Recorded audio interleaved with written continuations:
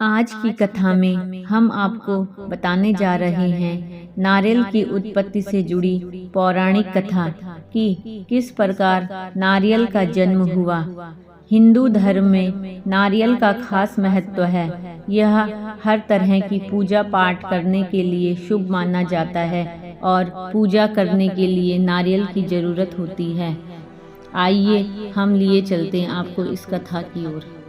सत्यव्रत एक प्रतापी राजा थे। अपनी प्रजा के प्रति उनका दृष्टिकोण बड़ा ही उदार था। इसके अलावा वे ईश्वर की पूर्ण सत्ता पर विश्वास रखते थे।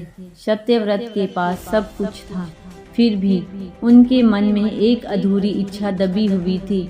अपनी इस इच्छा को राजा हर कीमत पर पूरी करना चाहते थे।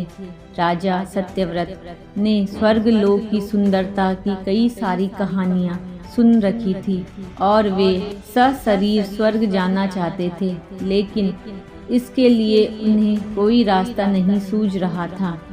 उसी समय एक घटना घटी। उस समय राज्य में भयंकर सूखा पड़ गया। वहीं पर ऋषि विश्वामित्र भी रहते थे। जब सूखा पड़ा तो उस दौरान विश्वामित्र तपस्या करने गए थे। उनकी अनुपस्थिति उनका परिवार भूखा प्यासा भटक रहा था। उस कठिन समय पर राजा सत्यव्रत ने विश्वामित्र के परिवार की सहायता की और उनकी देखरेख की जिम्मेदारी ली। जब ऋषि विश्वामित्र वापस लौटे तो उनके परिवार वालों ने उन्हें राजा की अच्छाई बताई।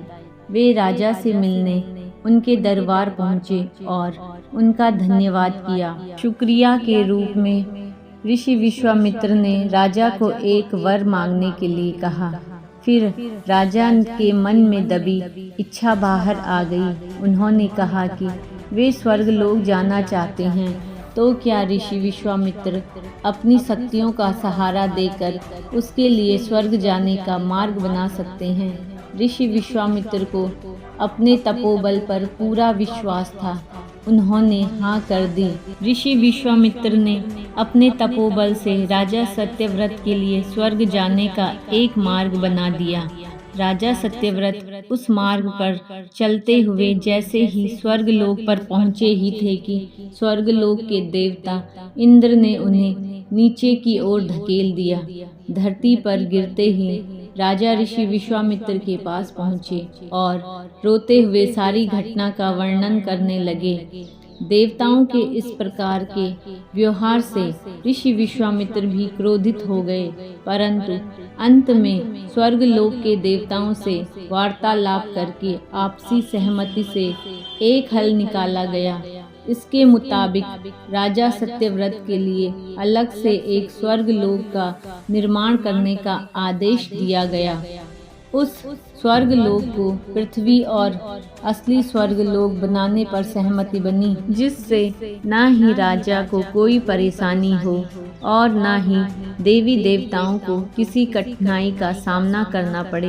राजा सत्यव्रत भी इस सुझाव से बेहद प्रसन्न हुए, लेकिन ऋषि विश्वामित्र को एक चिंता थी कि धरती और स्वर्ग लोक के बीच होने के कारण स्वर्ग लोक डगमगा सकता है। ऐसा होने पर राजा के फिर से जमीन पर गिरने का डर था। इसका हल निकालते हुए ऋषि विश्वामित्र ने नए स्वर्ग लोक के ठीक नीचे एक खम्भे का निर्माण किया, जिसने उसे सहारा दिया। ऐसी मान्यता है कि नए स्वर्ग लोक के नीचे लगाया गया खम्भा एक विशाल पेड़ के तने के रूप में बदल गया। यही नहीं, कुछ समय पश्चात जब राजा सत्यव्रत की मृत्यु हुई तो उसका सिर एक फल में तब्दील हो गया। तभी से इस खम्भे को नारियल का पेड़ कहा जाने लगा, जबकि राजा का सिर नारियल के रूप में जाना गया। इस कहानी से हमें यह सीख मिलती है कि अगर हम सच्चे मन से किसी की सहायता करें तो कोई भी असंभव कार्य संभव हो सकता है।